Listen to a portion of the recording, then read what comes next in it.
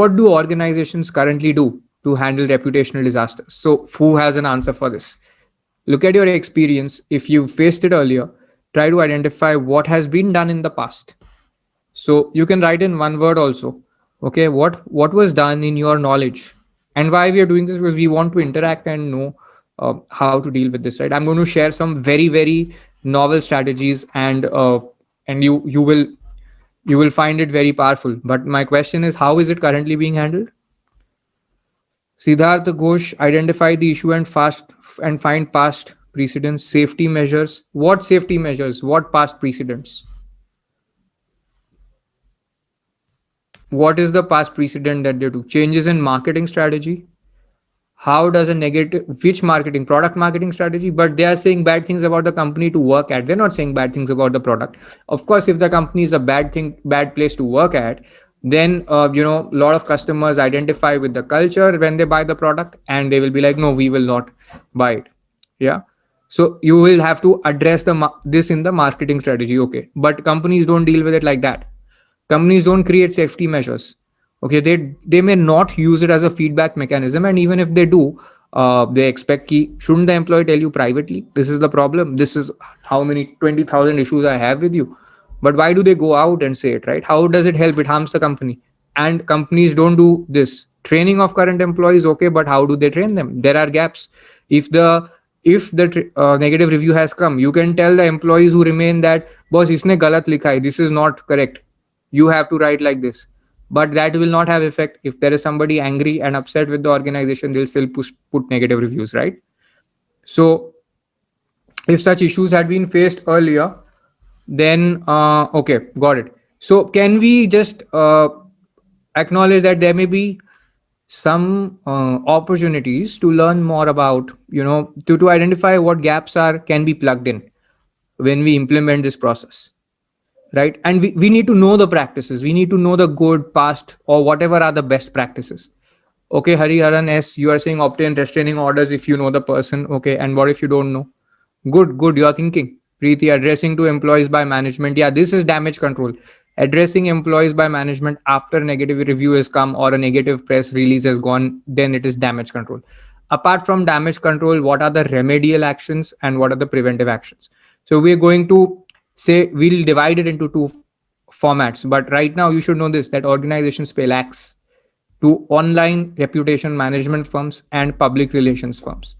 ORM firms are, specialized public relations firms which handle reputation disasters, which manage the company's reputation. How many of your companies, do you know whether your company or employer has a contract with an ORM company? They charge lakhs for every month. Yeah. Correct, Divakar. You wrote back, but the request was not entertained. That is the problem, because they will say, our platform depends on the anonymous review of the employee, right? But what if it's defamatory? And therefore, what companies do is they hire specialists and pay them lakhs. Now, what does it mean then? If there is already a specialist, then why are we looking at it as HR managers or, even lawyers wanting to work on employment law? Are there any lawyers here? Say L if you're a lawyer. So this is a key cost head for companies. And obviously, no consultant says that I'll do unlimited work for you. So they will charge you based on how much of the work they're handling. So if there are 5 disasters in a month or 5 problems in a month, the bill will be higher. 1 problem in a month, bill is lesser. 1 problem in 6 months, even lesser.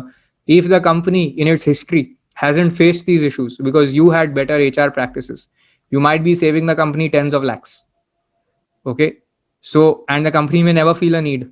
Okay. Or you may have engaged an ORM firm because, before you came in, this used to happen, but after you came in, it's not happening. So what happens? The company's budget gets freed up.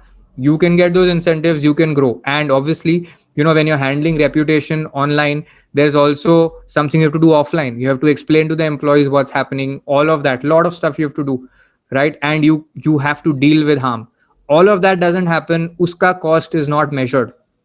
Okay, because ORM doesn't deal with your employees. They will just say public mein Google pe kya reputation dikhta hai. But if you've addressed it right, then your employees already know this properly. They are happier. Things are working better, right? So how do you do that? Online reputation firms charge lakhs. A combination of preventive and remedial actions is what we will look at today. What are the preventive steps? Okay, so everybody, you were saying learning past good practices. We're going to take a deep dive into exactly what needs to be done from a negative online reviews perspective. Okay, so having policies and codes in place is very important. Now, one trick here: you do not often get negative reviews. You may get negative reviews from an employee who's in the company, but often you get negative reviews up from people who have left the company, because even if you wanted to, you wouldn't be able to. Even if you found out about the identity, you will not be able to take enough action against them, right? And that is the real killer.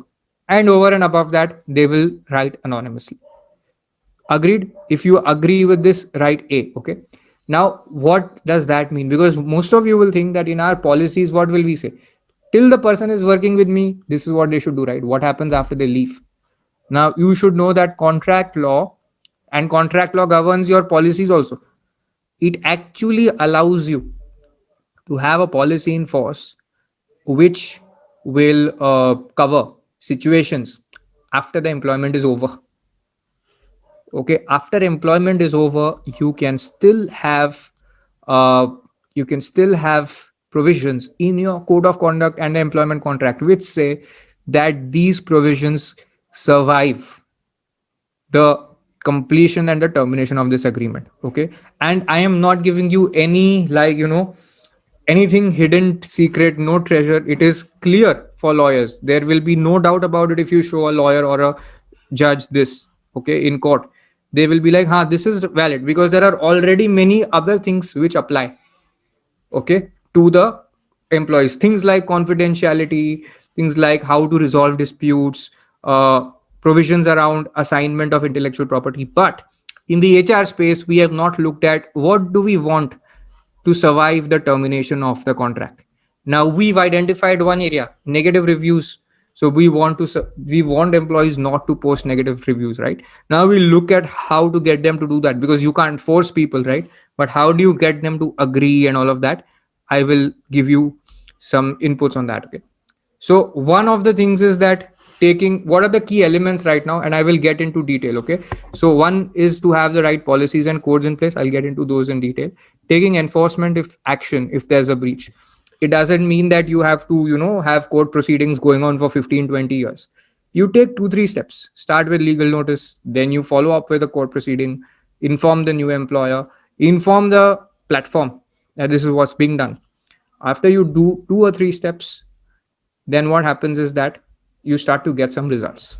Okay, so that sends the right signals to people. Even if you're successful 80% of the time or 70% of the time, that will send the right result to people that, I don't want to take this jhamela of court.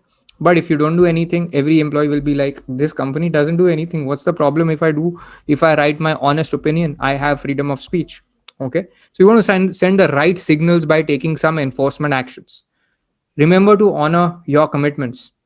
Okay, now this is a different one and it's on the side. It's not a legal, like, I'm not saying, I'm saying this from a perspective ki whatever your promises to the employee are, operate by that. If the employee, because if there's any negative review and there is truth in that, you cannot do anything about it. Only if it is hurtful to your reputation and baseless, then only you will be able to get success. Otherwise, the whole strategy that I'm going to share with you now will collapse. Okay, now there is one problem. In any negative review situation, you will always have this person said this and the employee will say something else, and there will be a complete difference of opinion. Okay, correct? There'll be a difference of opinion and you will be like, organization's opinion is stands, right, versus the employee. Always organization's perspective will stand because organization decides it. But sometimes there is such a vast disagreement that the person employee is offended and you don't have anything to show to the world that हमने ये agree किया था. Okay, so the problem is not that you have to prove to the world, but if somebody starts acting against you, how do you demonstrate that we've done everything possible? So how do you do that? I'm giving you a couple of tricks. Okay, so one is that if there are oral promises for incentives, any vague emails also for incentives, make sure there's follow-up action on it, and I'll get into detail on that as well. Have a clear and transparent complaints mechanism. This is for what? This is not for code of conduct violation. This is not for posh.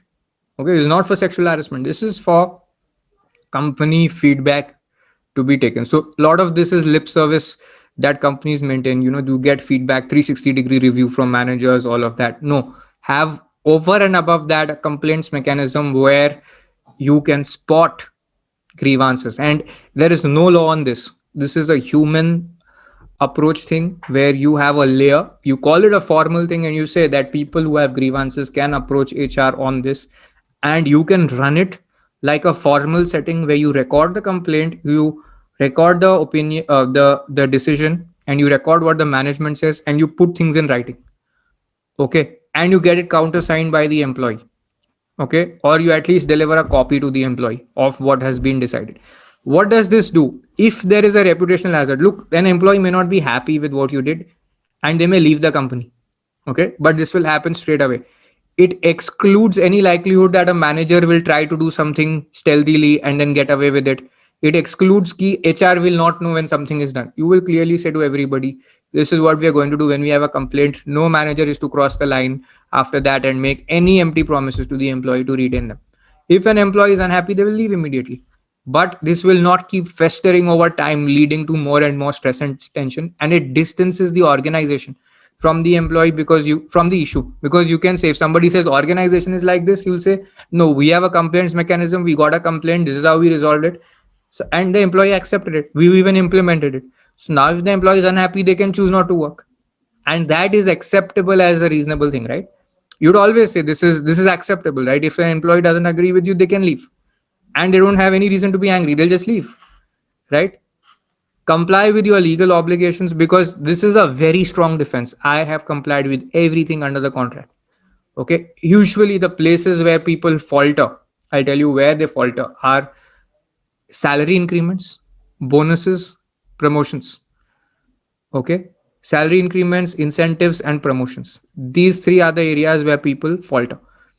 You have to make sure that these are always clear and in writing, and these are not written in the contract, because in the contract it will say that your salary and your incentives will be as applicable from time to time, right? So you have to create a practice, and this practice is not with employees, this is with managers. So your L&D team will not only train employees, it will train also managers, that you are not to promise things without following them up in writing, so that you are always in compliant with legal obligations, and you're not saying something that is different from your actions.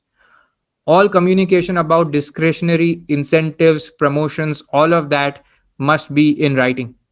Okay, and it's fine, you can say that you do more and then I will consider your promotion, but after that follow up with something concrete. Okay, and it doesn't increase the paperwork. Trust me, you will say that am I making it all too legal, am I making it all too technical? I'm not. I'm saying that when you're giving somebody, showing somebody the moon, please give them a roadmap. Okay, when you're showing somebody the moon, give them a roadmap, give them some idea of things, right? And please say that this is what we talked, so that when if they say tomorrow that you promised me the moon, you will at least say that, okay, look, interpret it reasonably, here's the mail, this is what I said, these are the clear parts, these are not the clear parts, so what you're inferring is a figment of your imagination, right? That is very important. Okay, oral promises about appraisals or bonuses or increments or promotions, those are empty. Non-payment of incentive, this is why most of the times employees have this problem, right? Non-payment of incentives if the employee resigns without communicating in writing. Many companies promise appraisals, they promise incentives, and then they say, now you have given your resignation, now we'll not give you the incentive for the last year. If it's not written in the policy, it's a big problem. If it's not worded as a loyalty bonus, it's a big problem.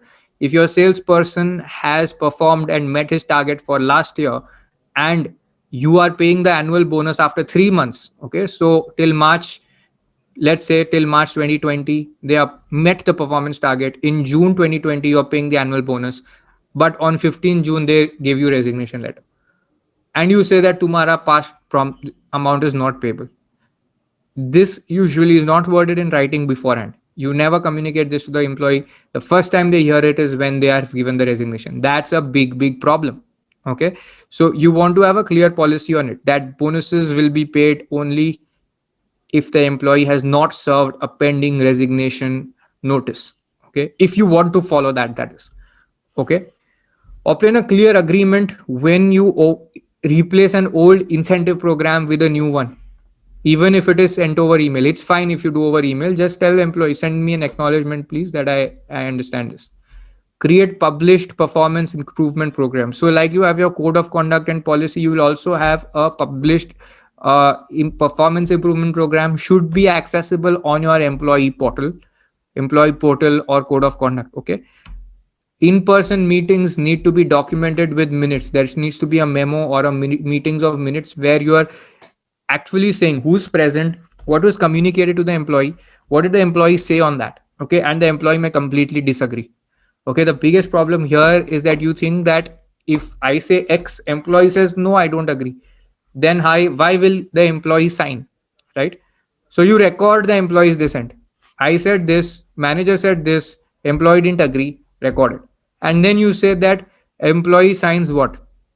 Signs the fact that this is what happened in the meeting and that he has a copy of it. They are not signing the fact that they agree with this. You will say employee disagreed and only promised this much. Organization has requested ABCD more. Employee signs that.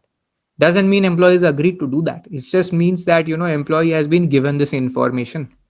Get it countersigned. It's better. Okay.